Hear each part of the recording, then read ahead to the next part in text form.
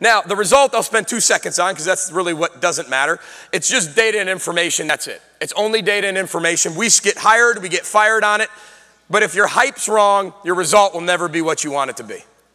You've got to fix the hype. The result's just data and information. Here is my journey as a coach. This is it. This is what people will remember me for in terms of the football world. Great. I can't remember 70% of those games that fit into those numbers.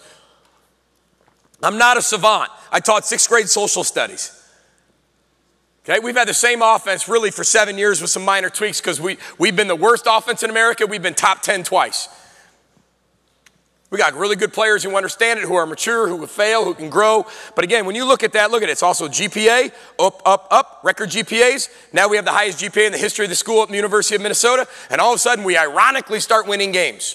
It's all tied together. It's all correlated. But again, winning helps once you get the right people to be able to show that proof. Last but not least is the response. Most important part that makes people different from everybody else is the action, the body language. Our players do 4 body language exams every single year. Every quarter, we flash a bunch of body languages on the screen. And I'm talking about defeat, celebration, cultural people, right? And so they're able to see all that. And they got to write down in 4 seconds exactly what they see because every time something happens to them, they give off something. When something happens in a game, what do you look like? Are you one of these guys? Oh! God, you could be kidding me.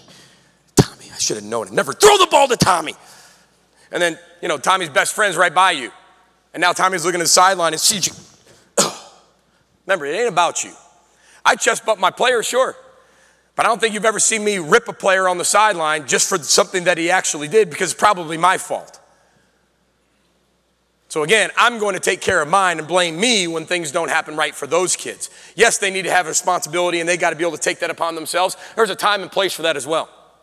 But again, you need that kid to perform. 2019 is way different than 2000, everybody. 2019 is way different than 2015. You got to get your players to perform on those 3 hours no matter what. You and I have any time to waste. Moving on, last but not least, when you talk about response, J.K. Rowling, I mean, this is one of my kids, my 9-year-old loves Harry Potter, and this is his favorite writer. And when you look at her, she started writing while divorced, bankrupt, and on welfare. That's a hell of a combination. But all of a sudden, over a dozen publishers rejected her manuscript, right? Nobody liked Harry Potter. And now they told her she needed to be able to get a job because she had there's no money in children's books. I think all of us would trade with her. And she was able to become what she is. Last but not least, I'm going to end with this. Can I see that? I'm a very symbolic coach. Got chin it. So, very symbolic coach. This is a very, very important piece. This is a gift from my wife that was given to me on our wedding day. Now, my wife's Italian, and she comes from Sicily, and vases are really big out there. And when you get married, you're supposed to be able to pass an heirloom down from family member to family member. And when we got married, she gave it to me, and I've kept it, and I've showed our players a lot with it because your culture is extremely fragile. This is one of the most fragile things in the world, is a vase, especially when it's as old as this one, over 200 years old, been repainted numerous times.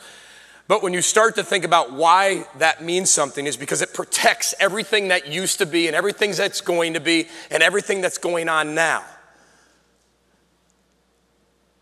But it's fragile, just like your teams are fragile.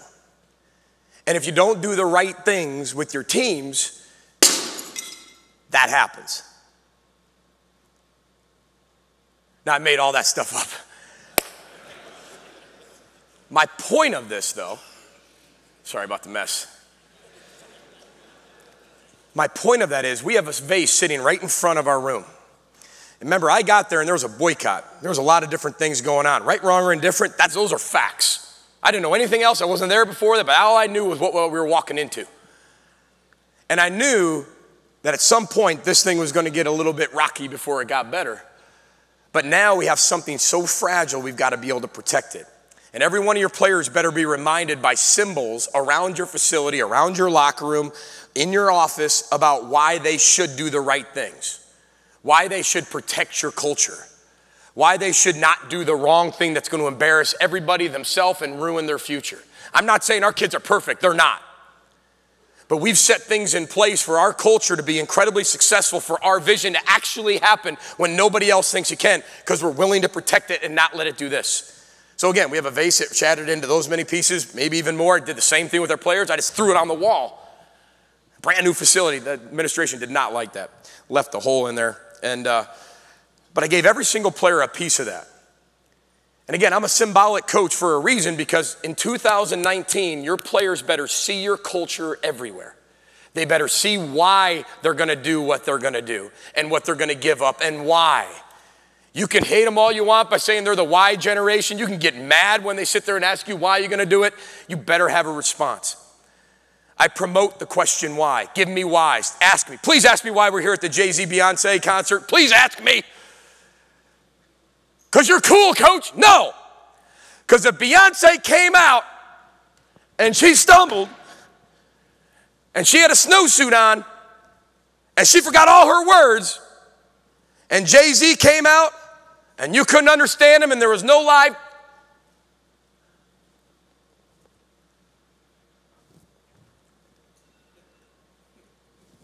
would you be happy and satisfied you spent $180 on a ticket? Would you? No. So when you drop a damn ball in a game, you think that fan's going to be happy? No, he's going to take to Twitter and tell you how big of an idiot you are, just like you would to Beyonce and Jay-Z. Oh, you're right. Cultural ways to teach lifetime lessons. Plus, it was a kick-ass show. Listen, it means the world that you invited a coach from as far north as you could possibly get in the United States of America to come down and just share our culture. I hope you learned one thing. You are all welcome at the University of Minnesota, and I mean it anytime. And we have a lot of coaches. We have players from their teams, and we mean it. We have an open door policy. You're open and welcome any single time you want to come up and visit, talk culture, talk ball with our staff. It means a lot that I got a chance to speak here today. I'm humbled that I actually get to speak in one of the greatest football states ever. And I truly mean that. From where I'm from to where I get a chance to speak to all of you, I'm truly grateful and honored. So row the boat, Sky Mile, go Gophers. Thanks for having me, everybody.